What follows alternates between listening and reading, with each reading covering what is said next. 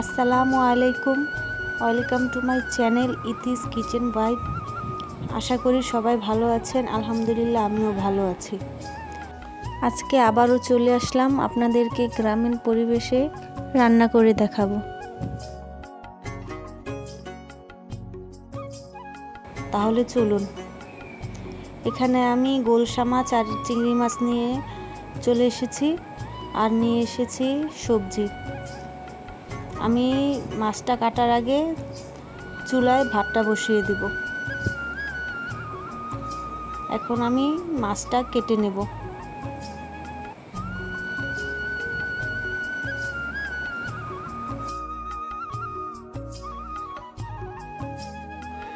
এই মাছটা দেখতে ট্যাংরা মাছের মতো মনে হলেও এই মাছটার নাম হচ্ছে গোলসা। এখানে আমার ভাতিজিও আমাকে কাজে সাহায্য করার জন্য চলে এসেছে।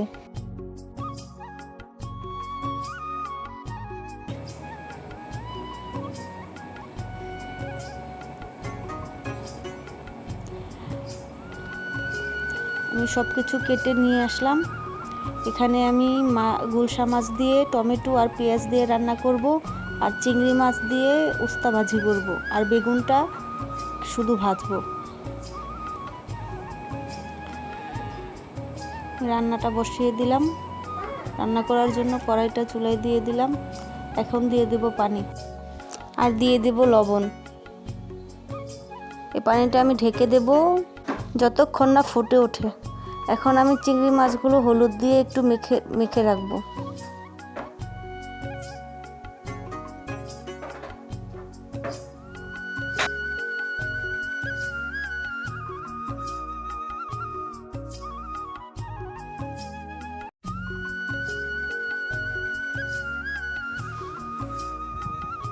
আমার পানিটা ফুটে উঠেছে। এই পানিটাতে আমি উস্তাটা ভাপ দিয়ে নেব। আমি উস্তা ভাজিটা এভাবেই করি। যদি উস্তাটা ভাপ দিয়ে পানি ফেলে দেওয়া হয় তাহলে আর ওই উস্তাটা একটুও তিতা লাগে না। আপনারা ওইভাবে ট্রাই করে দেখতে পারেন আমার মতো। উস্তা তিতা লাগার কারণে অনেক বাচ্চারা খেতে চায় না, কিন্তু আপনারা যদি এভাবে রান্না করেন সব বাচ্চারা খাবে। আমার উস্তাটা ভাপ দেওয়া হয়ে গেছে। এখন আমি এটা নামিয়ে পানি ঝরিয়ে নেব।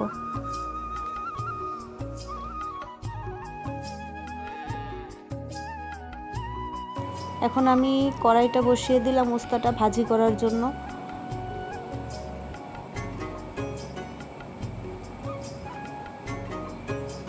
আমি কড়াইয়ে তেল দিয়ে দিলাম।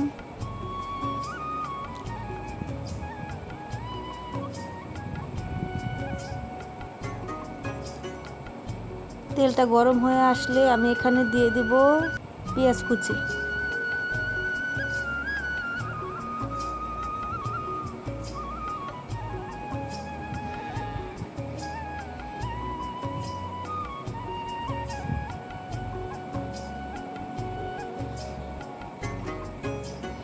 পেঁয়াজটা একটু নেড়ে চেড়ে নেব। তারপর একটু নরম হয়ে আসলে এর মধ্যে দিয়ে দেব লবণ।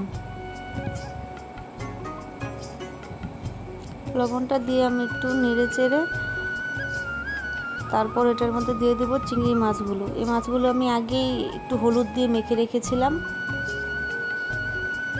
এই মাছটা আর পেঁয়াজটা আমি একটু ভেজে নেব ভালো করে, যেহেতু আমি এটা ভাজি করব। এখন আমি দিয়ে দেব কাঁচামরিচ। কাঁচামরিচটা একটু ভেজে এখন উস্তাগুলো আমি দিয়ে দেব।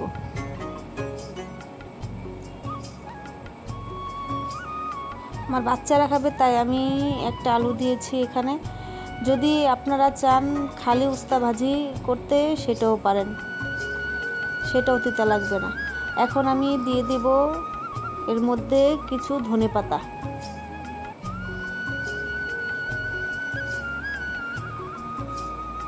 ধনেপাতাটা দিয়ে আমি এটা নেড়ে চেড়ে নামিয়ে নেব।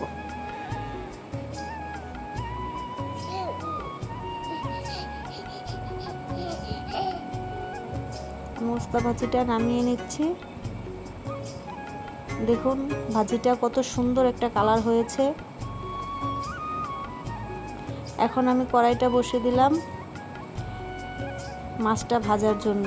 আমি মাছটা নিয়ে নিচ্ছি, আর মাছটা এখন আমি হলুদ লবণ দিয়ে মেখে নেব।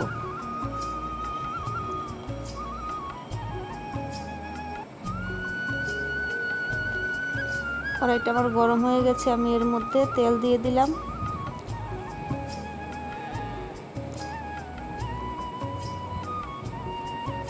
আমার তেলটাও গরম হয়ে গেছে, এখন মাছগুলো দিয়ে দিচ্ছি।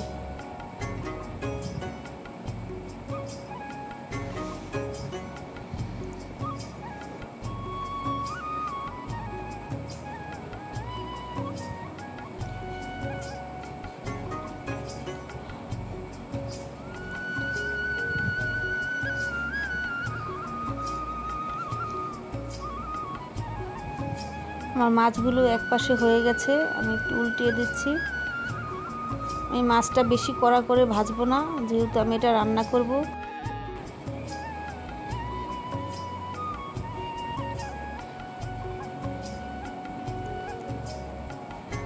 মাছটা নদীর ছিল তো একদম ফ্রেশ টাটকা।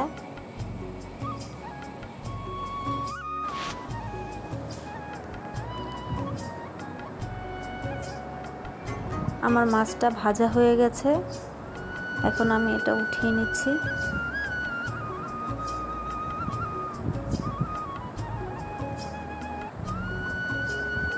আমি সবগুলো মাছ ভেজে নিয়েছি, এখন সেই মাছ ভাজা তেলে আমি তরকারিটা রান্না করব। আমি এখানে দিয়ে দিচ্ছি পেঁয়াজ কুচি,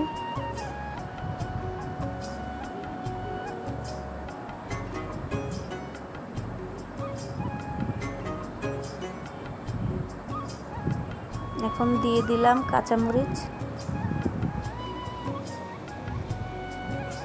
দিয়ে দিলাম লবণ। এটা বাদামি করে ভেজে আমি এখন দিয়ে দিলাম আদা রসুন বাটা। আদা রসুন বাটাটা আমি একটু ভেজে নেব। এখন আমি এটাতে পানি দিয়ে দেব। পানি দিয়ে এখন দিয়ে দিলাম হলুদের গুঁড়া, দিয়ে দিলাম মরিচের গুঁড়া, আর দিয়ে দিলাম ধনিয়া গুঁড়া। এখন আমি এই মশলাটা ভালো করে কষিয়ে নেব।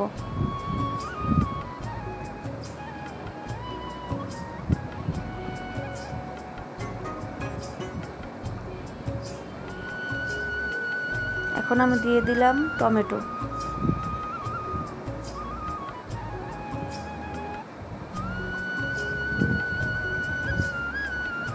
টমেটোটা দেওয়ার পর আমি ভালো করে পেঁয়াজটা কষিয়ে নেব যতক্ষণ না এটার উপরে তেল ভেসে আসছে।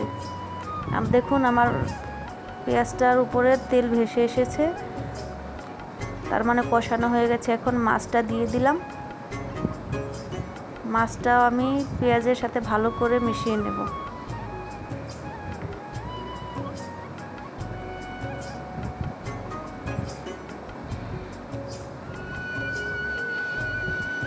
এটা মেশানো হয়ে গেলে এখন দিয়ে দেব এটাতে একটু পানি, বেশি দেব না, অল্প পানি দিলাম। এটা আমি একটু মাখা মাখা রাখবো, তাই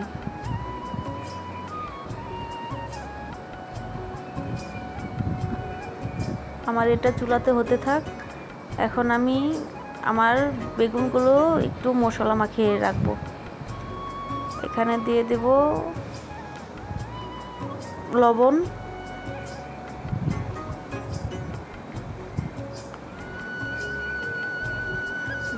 দিয়ে দেব হলুদের গুঁড়া,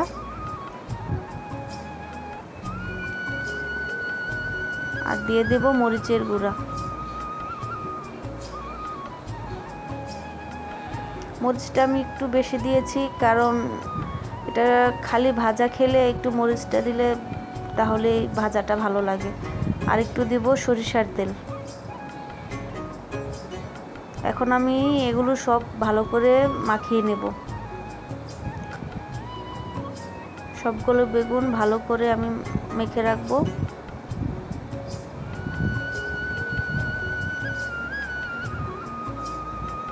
আমার তরকারিটা প্রায় হয়ে গেছে, আমি ধনেপাতা দিয়ে দিচ্ছি।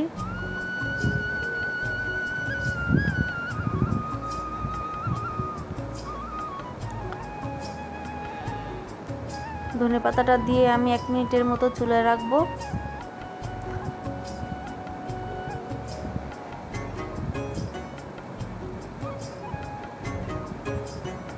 দেখুন আমার তরকারিটা হয়ে গেছে, আমি এখন নামিয়ে নিচ্ছি।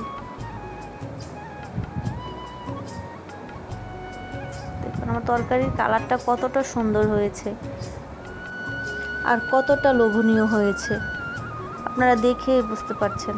এখন আমি কড়াইটা বসিয়ে দিলাম বেগুনটা ভাজার জন্য। কড়াইয়ে দিয়ে দিচ্ছি তেল।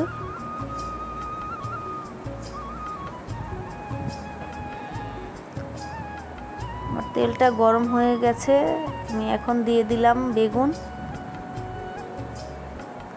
সবগুলো বেগুন এক এক করে দিয়ে দিচ্ছি।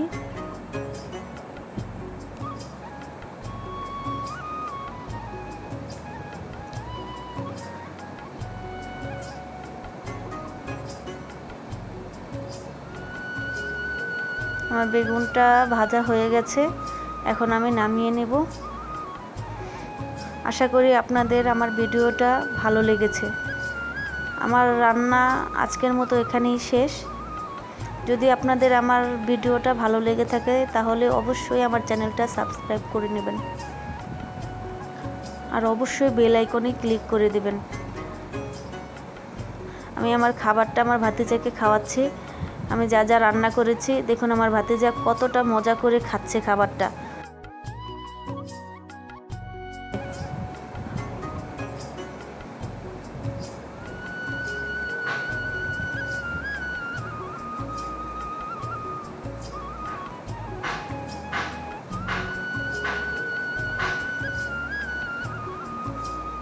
আজকের ভিডিওটা যদি আপনাদের ভালো লেগে থাকে তাহলে অবশ্যই লাইক, কমেন্ট, শেয়ার করে দিবেন এবং আমার চ্যানেলটা সাবস্ক্রাইব করে দিবেন। ধন্যবাদ সবাই। আল্লাহ হাফেজ।